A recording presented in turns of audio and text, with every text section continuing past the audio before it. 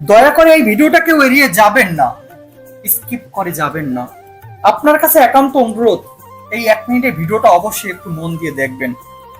আপনার ফোনে যখন মা মনসা দেবীর ভিডিও আসছে, আপনি কি একটিবার বিশ্বাস আর ভক্তি নিয়ে মায়ের চরণে পূজা দিতে পারবেন?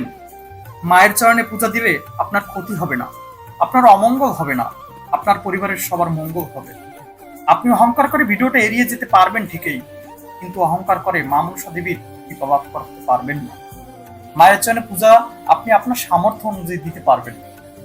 নাগেশ্বরী শক্তি তুমি, মা মনসা মহামায়া, ভক্তের ডাকে ছুটে আসো, দূর করো সব ছায়া। তাই তো কবি বিজয় গুপ্তের কণ্ঠে জাগে মনসা মায়ের নাম, অসীম শক্তি, অমৃত স্নেহ দেবী অকল্যাণ। সাপের ফনায় সিংহাসন, ভক্তি তাহারি ধায়, মনসা মায়ের কৃপা ধারে মুক্তি সবাই পায়। জয় মা মনসা। সবাই ভিডিওটা বেশি বেশি শেয়ার করবেন, সবাই যাতে ভিডিওটা দেখার সুযোগ পায়। সবাই ভালো থাকেন, সুস্থ থাকেন, আর সবাই আমার জন্য আশীর্বাদ করবেন।